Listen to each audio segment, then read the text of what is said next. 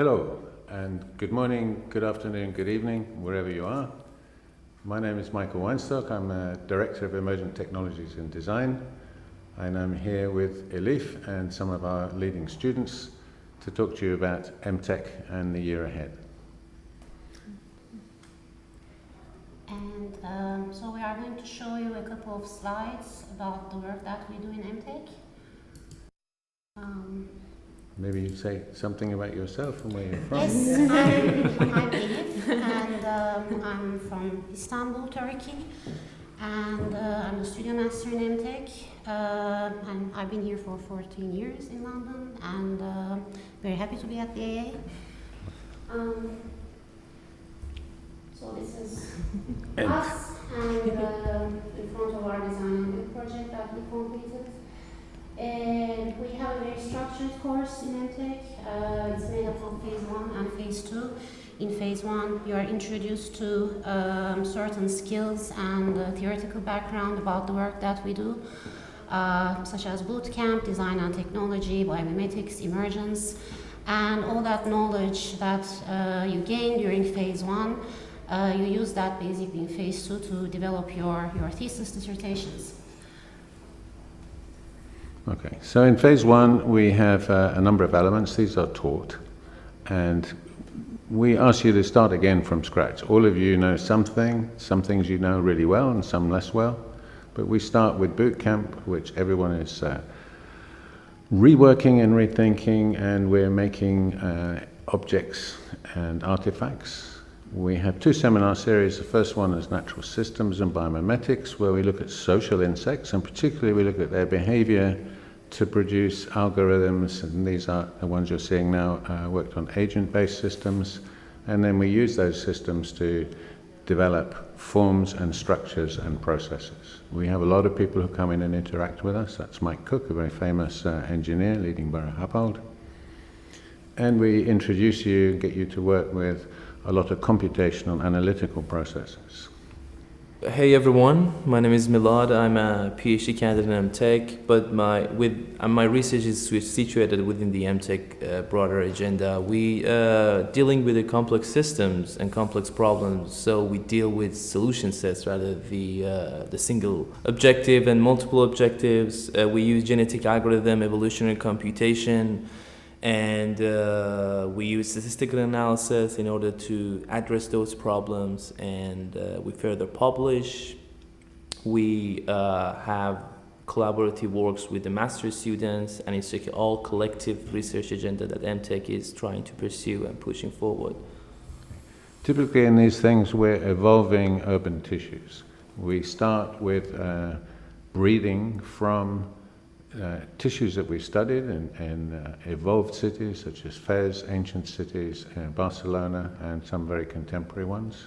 And we explore huge sets of variable outcomes, and we learn how to select from those for different criteria and different behavior.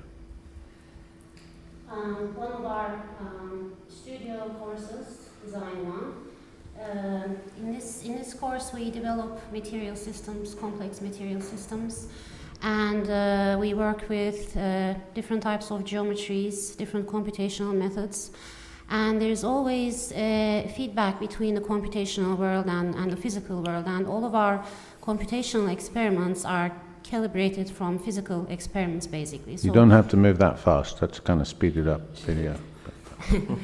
And like I say, we work with different material systems, as in this case it was concrete. We look at the dynamics of these materials, how they perform in certain contexts, and by learning that information we translate it into our physical prototypes and models, and all of these prototypes have some kind of performative behavior in relation to different types of environmental external factors. We are also very much interested in working with robotics and how robotics can perform, again, with different criteria. As in this case, you can see how self-shading analysis can serve as a toolpath for robots. We also work with sheet panels, as in this case metal, We've been working with curd folding and robotic incremental sheet forming in the past year, and really looking into how to synthesize different, let's say, fabrication systems for certain performance-related criteria. So Design 2 is getting near to the end of the talk part of the course, and we send you out into the marshes, mainly because most of our work is situated in extreme environments. We think this is what the world is going to have to deal with. And you bring together in this final design phase all of the techniques and technologies that you've learned to make a proposal for a productive system, in this case in the marshes, that over the course of the next 50 years will go from slightly damp to under 2 meters of water. The kinds of techniques that you've become very familiar with and tested in other things are put to work, first of all, in modeling the projection of climate and ecology on this particular peninsula. And this is one of the examples from one group of students for a dispersed system, up to 40,000 people living there, where we're able to produce real tested data for the performance both of the buildings, the mariculture, and the behavior of people in these kind of new environments, which we need for the future. Okay, this is kind of really interesting stuff. We've recently, in the last 2 or 3 years, just been exploring. This is from one of our early attempts working with VR, but we're working both with AR and VR in this is a real housing estate with really distressing social problems, and it's a collective design from all the inhabitants. So we're interested to enable new kinds of participatory work. The same for new forms of construction. One of the issues with complex forms of constructions is how much data is embedded in the object. We're moving away from plans, and we've been exploring using iPhones and other materials to coordinate the placement of complex geometry components.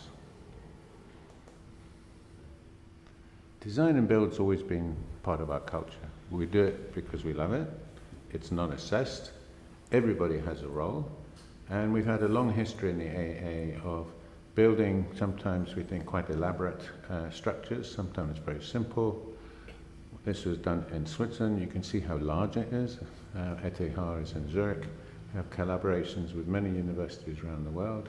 This was built for the Timber Expo in Birmingham, widely seen by all architects across the UK. This was the previous year, also built at full scale. We moved during the year from early models to full-scale building. We've been exploring last year a very new technology. Elif has taken the lead on because of her knowledge and love of robotics. I think she loves to dance with robots. And we've been bringing together our knowledge from curve folding and sheet metal forming into this new technology. So this is our very first. We're going to continue with this, but you can see how we developed both the form, its behavior, and the techniques for forming and changing the shapes of flat sheet metal into these complex curvatures. We developed custom joints for this project, as you can see, made with 3D printing, and then we fill them with resin. It's a very collaborative process. All students take part in it, and they all have different tasks. And they're all very interested, obviously, in making things, building things, because we learn from building. And by doing these experiments, in a way, we learn to fail better, so that next time we run them, we already have gained the knowledge and experience. And it's a really exciting, fun kind of I don't know why I'm going crazy there. I've forgotten what that was. The assembly process was quite exciting. You will see it very soon when we went on site, basically, and assembled it all throughout the day. It wasn't this fast again, it's fast forward, but it was quite.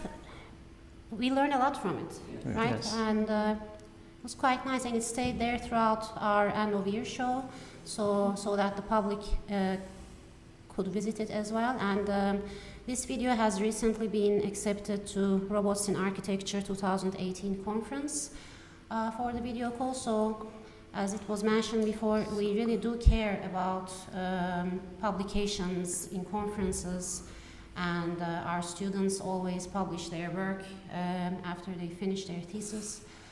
We have an amazing fabrication lab. It takes the whole basement of the AA. We have 2 large-scale robots, a lot of 3D printers, anything that you can think of in a fabrication lab. So we have really nice facilities here at the AA London. But we don't have a lot of money, so we have to be really inventive. And this is an old, very ancient kind of architectural principle. What, as well as the technology, you also have to be really creative and inventive. Yes. And that's learning how to talk to robots, learning the behaviors of things, and using those as design inputs rather than making a design and then translating it into a material system. And of course you get to play and develop these things, and you will be, this is what you will inherit in the coming year. This was our very first with curved metal sheet formation, and we're going to be working and exploring this at larger scales and with more components in the next years. And another important point about these kinds of projects is that we have collaborations with leading practices such as Bureau Happold in this case. So the students are also introduced to some of London's really good practices as well throughout these explorations. Okay, so phase 2, this is up to you. We have kind of 2 big fields of work. You get to choose who you work with. You develop your own topics, you make your proposal to us, and we discuss with you how to make the proposal, modify it, what the methods are, and then you're off and running. We're going to now see and hear from 2 groups of students about their dissertation work. So, okay, so I'm Rita, and I'm here with my teammate James, and also our teammate Tim is not here with us. But we're going to present to you our project, which is the biopneumatic structures. So first we start with the context, which was Almeria, also known as Mar de Plástico, because of the 36,000 acres of plastic greenhouses in the area. So most of the fruits and vegetables come from here. And as you can see from the photos, we did both an analysis from going into the site and also an urban analysis, which made us understand the ecological impact of these greenhouses in the area. Yes, as you can see, the extent of plastic coverage of the entire engineered landscape of the site. So that really shocked us, and also that really drove us to dive deeper into the project. Yeah, so as you can see, this was one of the analyses that we did of the urban analysis. We also analyzed the crops of the area. We overlaid the information. We really had to be very focused on the information that was needed for this project. So we also analyzed the climatic information, overlaid also with the crops analysis. Yeah. The biomimetic approach we're taking is really interdisciplinary. So instead of taking a look at the engineered solution, we're looking at the solution already existing in the nature for millions of years. So in this case, we're looking at the natural ventilation system in the biological system. And you can see on the right, the CFD analysis where we adapted, and through iteration, we're able to achieve the optimum section of our shape. And also another important and powerful tool we're using is the evolutionary computation. So with this tool, we're able to populate and generate millions of solutions within a really relative short of time and analyze it in order to achieve a optimum form. Okay. As you can see here, with 400 generated solutions, we're able to analyze all of them using the analytical tools we mastered from the previous studio course. So as you can see, this is one of the CFD analysis that was done on, it was done on most of the individuals. They were grouped so that each group has a representative. So this was the final analysis of the geometry. Yeah. So studying MTech really gave us the opportunity to master all the analytical tools we require in order to do the digital design. So I think all of these tools are really useful for both future professional practice as well as academia research. As you can see here, we're doing the surface rationalization and also structural performance in order to understand the design, the sequence or the consequence of our design. And also, it's important to have the necessary research so that you can support the ideas of the design and the analysis that you're doing. And another important factor was also the fabrication of this type of project. So it was a lot about the logistic and assembly of it. So in the end, as you can see, that's the system proposal integrating the passive cooling system as well as the solar desalination system. So this is really a systematic approach instead of a singular building design approach. As you can see, this is a visualization of our final design proposal. Mm-hmm. Yes. And how it's actuating and adapting to different wind conditions. Yes, and also adapting with the ventilation so that it was able to control the temperature inside of the greenhouse. This is another view from the exterior of the adaptation of the pneumatic structure. And finally... Yes, so to conclude this presentation, we think well, in my opinion, I think with MTech, we're able to master all the digital design powerful tools, but at the same time, we'll also emphasize the reasoning and the logic behind the design. I think that's what makes this program standing out compared to other similar program. Thanks, James. And I'm also here. My name's Neil. I'm from a small town outside of New York. And my project is actually entitled Infrasonic. So different from what James and Rita focused on, sort of on evolutionary computation and sort of aggregating these big plastic greenhouses.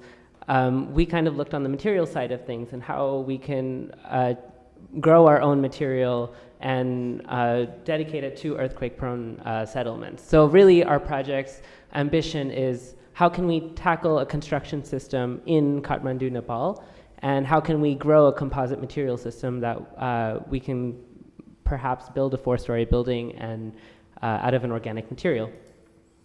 So as many of you guys know, in 2015, an earthquake hit in Nepal, and it actually displaced over 6.6 million people.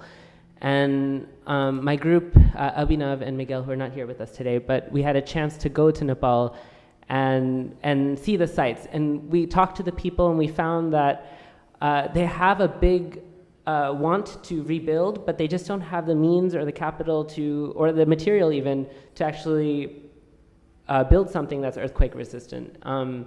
A lot of their construction processes are predated. They have to rebuild a city every 100 years. And so they kind of go back to just rudimentary practices that that obviously don't work, and it becomes expensive over time because they have to keep rebuilding over and over again. And so our goal, what you see on the map here, is most of the buildings in Kathmandu were affected in the heart of the city, and a lot of those buildings were made of adobe construction. And ironically, adobe construction actually contributes to over 80% of the overall pollution in Nepal. And so that's funny because adobe as a material is very high in mass and extremely brittle. So this is why in our research we kind of look at organic materials, looking for something that can be biodegradable, easy to produce from local resources, that is low cost and also can perform similarly to adobe. So in our proposal, we want to use this new biomaterial, which is called mycelium. And so we started growing the mycelium here in Emtech, in our studio. And this is what the substrate sort of looks like at day one. We tested different substrates to see if we could increase the strength of our organic material. And how can we make a formwork so that we can build a block or some sort of composite system that would help us build the 3 to 4 story building. Like Elif said earlier, a lot of what we do here at Emtech is fail. And this is one of those examples. How did we fail from our experiments? What we learned was that growing our mycelium within a fibrous material system, it actually binds to the mycelium. And so what we found was if we could make a formwork that was made of non-fibrous materials, it would actually build what we needed to do. And what you see here, actually I brought 2 samples in with me today. It's a perfect example of how we learned from those failures, right? So this was a result of using a non-fibrous system as a formwork. You just like growing mushrooms. I do like growing mushrooms, actually. And spawn to grow. That's important. That's the important part. Like here at Emtech, we're really open to explore what we want to do. Yes. And I mean, growing mushrooms is a very crazy Yes. idea, but it's as long as you do it systematically and you have how the material can perform and how you can test it properly, that's what we want to see. Okay, so we've built this material. We made this. We made this system. We found that it worked. So how can we computationally do this? So where can we go? What can we learn from our physical experiments to take to our digital experiments, and then vice versa, right? So we do an agent-based form-finding system where we abstracted some of the principles of mycelium growth at the molecular level, and we produce a variety of solutions, just changing just simple parameters such as how these agents can collect in some places or distribute in others. And what we do is we want to test this. So everything at Emtech we produce and we test. And so this is an example of a structural analysis that we performed on our 3 to 4 story building proposals. What we learned was actually this branching system that we were able to produce could dissipate energy overall on the global structure. So by creating an open system versus a closed system, we found that an open system actually works a lot better because it dissipates the energy within that one branch, allowing this thing kind of move. And the good thing about the mycelium, bringing it back to the material study, is that its innate resonant property allows for that energy absorption, and so we could be able to dissipate energy a lot faster. So like I said, it's always this loop between digital to physical and back again. Okay, so what happens to you after Emtech? Where do you go? What we're very proud of in Emtech is that students who are architects and some who've come in as engineers, there's no difference in where they go. We have many who are working in high-end engineering practices, Borough Happold, but within the culture of London, all the major leading, most famous practices have Emtechers in them. There's kind of Emtecher family distributed right through London, and especially in their specialist modelling groups, the code groups, and now at Grimshaw and places like that in their material system groups. We really love publications.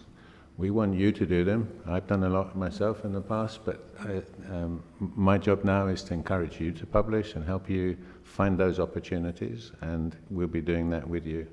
We'll also be encouraging you to put in papers once you finish your work for these kinds of conferences and journals, and we've had many successes with that. And here we are for getting more information.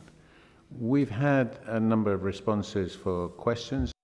We'd like to very briefly provide answers for in the last few minutes or two that we have. Perhaps we can also talk a little bit about what you see around us, like the Yes. books and some of the Yes. models that we could fit in this Yeah. in this room Yeah. behind us. The books are really important. We still have the culture of the book. So you've seen the visual presentations today, but nobody passes or fails on those. The final output you make are some of these very beautiful books. And these are all available for you from the last 15 years when you come into studio. You can borrow them. We all sit in the same open room. Staff as well. We don't have a separate office. And these are part of the history of Emtech and the embedded knowledge in these books that you can start to study, and we explain it to you, and you build on from what their work has done to drive the work forwards. Yes, we are all taking those books all day. Like they're all Yeah. just scattered Yes. around the studio. Everybody. Yeah. And yeah. And we like to keep our models in studio as well, so some of them you can see behind, all of the different types of interesting models that our students have developed throughout the years. They are also in the studio, so it's a really nice, rich environment. And also we have our PhD by design students sitting in studio as well. So there's a really nice culture between, PhD students, M.Arch students, MSc students. We and often staff. get asked about what's the difference between doing an MSc or an M.Arch or a PhD, but actually we all work together. The differences are really just time scale and, of course, cost. It's a little bit one term cheaper to do an MSc than an M.Arch. There's very little professional difference in the world now, in most countries, but particularly in London, between an MSc and an M.Arch. You just get a little longer to think and a little longer to work on an M.Arch, one term longer. And some people really like that extra time to reflect and to develop their work. Yes, We have mixed teams. So, for example, your in team. our case, Yes. yeah. We have one Jimmy, the one that is not here, Tim, is MSc. I think the difference is once the MSc graduates, we are still carrying on the same project, but also exploring new territory within the same domain. I think in that sense, that gave us more time to generate really fruitful research. Yes. I think as a PhD student standing in the Emtech studio, I found it very fascinating how we collectively grow and we help each other back and forth. I'm learning from these guys. Like, Yeah. and like ideas are floating around. Seriously, ideas are floating around, and I sit in the corner and I was looking at them and like, this is like very interesting research, and I really like the how intertwined and how like collectively we're growing as a studio. It's I think what we're all trying to say is that MTech is really a family here. I mean, it doesn't matter where you're coming from, who you are. You really come and you enjoy working in the space and love sharing ideas. No matter if you're a PhD student or if you're an MSc student or if you're a tutor. I mean, we're all friends and we're all happy. We're all love to be together. Hashtag MTech family. And I'm still learning, and I still love being there. It's just a pleasure for me to go into studio every day. I wish I could spend more time there. It's your turn. So there was a question about our research agendas on fabrication and design and build especially. And MTech has a history of working with timber for the past more than 10 years. And then last year we decided to look into kind of other material types as well, but obviously our experience from timber has served a lot in these new experiments. So we started working with metal sheets, and as you saw in the video, we started developing techniques for curved folding and incremental sheet forming with metal. And this year we are going to continue with that experimentation further, and we will be working with sheet metal, but again looking into how to develop complex geometries, double curvature geometries with sheet metal. So for example, we will be exploring metal expansion, again metal forming. There's a huge range of techniques out there, and we like to use robots a lot, and we always like to reinterpret how we can kind of transform, let's say, traditional techniques by using these kinds of new fabrication techniques and the tools that we have, such as robots. And another kind of interesting research agenda that we are developing in MTech is related to additive techniques by using robots. So some of our thesis projects have explored 3D printing with robots, as you saw in some of the videos. And that is also a continuing agenda for us, so we like to develop that further. And we have a special interest with the robots that a lot of the dissertation projects are exploring how small mobile robots can be used in societies that have extreme climate and ecological difficulties. We reinvent through robotic fabrication the use of materials. We've done work on sand and on salt, and where there are readily available materials in remote places, you can't import any materials. So how do you use those readily available materials and turn them into something like that's useful for construction? And we all find this kind of really fascinating dialogues to engage in. There's one other set of questions that maybe one of the students would like to respond to, is how much knowledge, we often get asked, do you need before you come in, and what kind of softwares do you use? To answer that question, I would say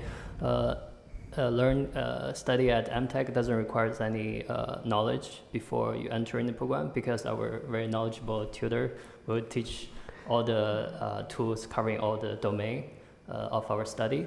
And as our research develop in the thesis phase, we'll mainly also develop our own customized interest and software knowledge in different fields. In our case, for example, we want to do more like air, wind related analysis. So in that case, we're doing more research and learning in the CFD platforms. But mainly the tools and software we're using in the studio is heavily based in Grasshopper and Python. Yes, like me personally, I chose Emtech because I really wanted to learn more programs, like more digital things, and I can definitely say that I learned even more programs than I was expected to. Like, I didn't know about genetic algorithms. Like, we also work with robots, the CFD, wind analysis, structural analysis. Like, we really use those tools and we learn them, and like collectively, like everybody in the studio, you can ask anybody, and like between PhD, tutors, even our classmates, we all help each other to understand those tools. So it's really helpful. Yeah, I think that's the most important. I mean, it's not about the program itself, because those are changing every day. I mean, what is new today was already 10 seconds ago. It's been old. So it's really about learning how to learn, and Emtech kind of teaches you the logic and gives you like the base for these things that James and Mira were talking about, and what we've been talking about today. And so it's good. Don't be afraid. It's definitely going to be a great learning curve, but it's a fun one. And Yeah, in the beginning I was afraid. I'm like, how am I going to learn all of those things? And in the end, like, see? Now you're an expert. Yeah, I think so. These guys know more than I do. When you come in, you don't know very much, and what you do know, we ask you to forget. But we try really hard to make you leave with big smiles on your face, really confident about your abilities, that you can be a real architect that can make a significant difference in the world because you've mastered these tools. But as Neil and the others have pointed out, it's not just the tools. You learn a way that you'll always be able to adapt to new tools. And I think that's the most significant thing. Architectural values are permanent, tools are temporary, and they're remade and reinvented by every generation. So I think we're kind of done, and we've covered our what we wanted to say. If you'd like to get in touch, the website will lead you to us, and you can email anytime to Elif or I, and we'll answer. I don't know if the students will, but sometimes we can get them to do that. But we're also going to press them pretty hard this time to be working hard. So, but we'd love to hear from you. So, thank you. Thank you. Thank you. Thank you. Bye.